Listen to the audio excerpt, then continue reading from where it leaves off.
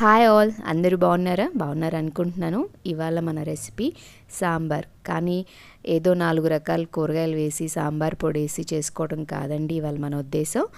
ఎక్కువ కూరగాయలు వేసుకొని అందులోని పోషకాలన్నీ కూడా మనకు అందేలాగా ఎలా కుక్ చేసుకోవాలి అనేది ఇవాళ మన కాన్సెప్ట్ అనమాట. సో ఎలా చేసుకోవాలో చూద్దామా.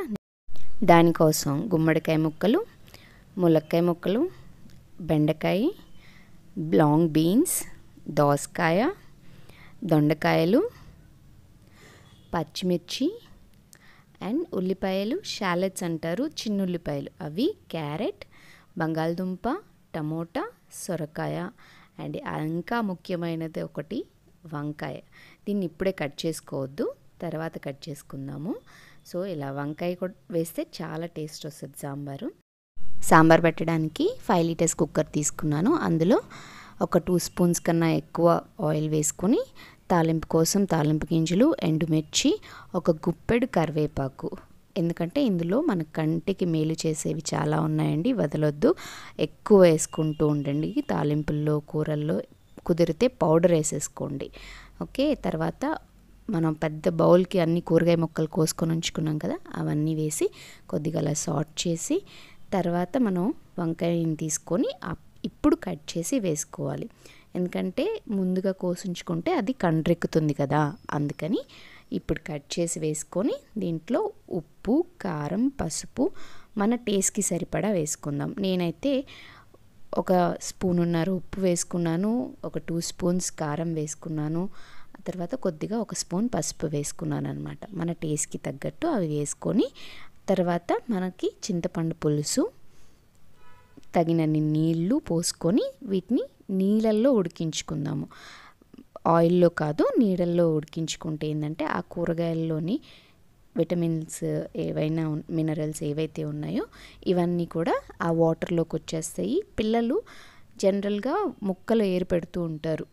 సాంబార్లో ఇష్టమే కానీ ముక్కలు ఇష్టం ఉండదు. మ్యాక్సిమం తింటే ములక్కాయ ముక్కలు తింటారు. సో అందుకని ఆ వాటర్లోకి ఆ పోషకాలన్నీ వెళ్ళినాయి అంటే తప్పకుండా వాళ్ళు సాంబార్ అయితే తింటారు, కాబట్టి వాళ్ళకి ఆ పోషకాలన్నీ అందుతాయి అన్నమాట. పెద్దవాళ్ళు అయితే ముక్కలు అన్నీ ఎంజాయ్ చేయొచ్చండి, చాలా బాగుంటాయి టేస్ట్. సొరకాయ, గుమ్మడికాయ అయితే ఇంకా బాగా నచ్చుతాయి.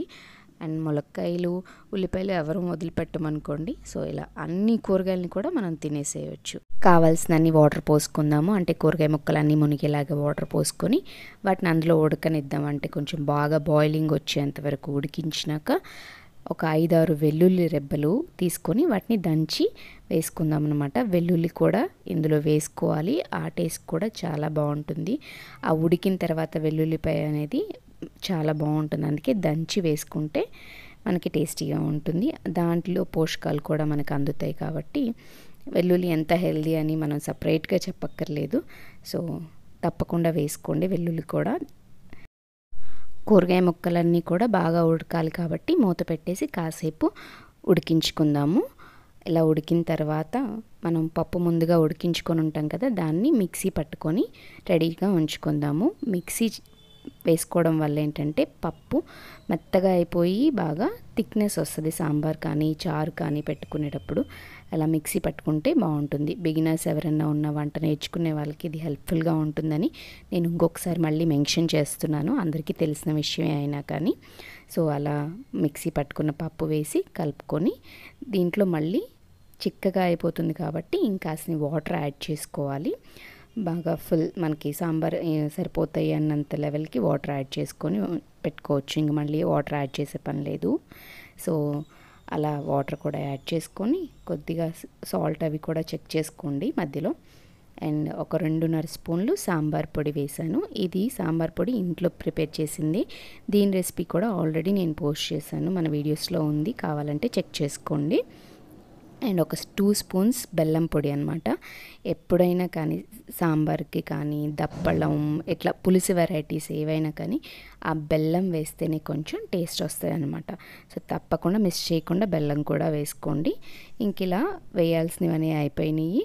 బాగా కొంచెం మరిగించుకుందాం అనమాట. కొంచెం అలా ఉడికి ఆ ఫ్లేవర్స్ అన్నీ రిలీజ్ అవుతున్నప్పుడు ఇలా తెట్టలాగా ఫామ్ అయిపోతుంది. మీకు ఆ పైన అది మీకు సింబల్ అనమాట. తెలియదు కొత్తగా వంట చేస్తున్నాం అనుకున్న వాళ్ళకి అదే పెద్ద సింబల్. మీరు అలా మరిగించుకుంటున్నప్పుడు తట్టలాగా ఫామ్ అవుతుందన్నమాట. సో రెడీ అయిపోయింది సాంబార్ అయితే. దీంట్లో ఒక గుప్పెడు కొత్తిమీర తరిగి వేసుకోండి. కొత్తిమీర కూడా చాలా మంచిది, అవాయిడ్ చేయొద్దు. సో ఈ రెసిపీ మీకు నచ్చింది అనుకుంటున్నాను. ఇలా తింటే పిల్లలు కూడా ఇష్టంగా తింటారు అండ్ వాళ్ళకి అన్ని పోషకాలు అందుతాయి అన్నమాట. సో తప్పకుండా ట్రై చేసి ఎలా వచ్చింది అనేది నాకు కామెంట్స్లో చెప్తారనుకుంటున్నాను. And don't forget to subscribe. Thank you for watching. See you, bye, and meet you in one more video. Take care, bye bye.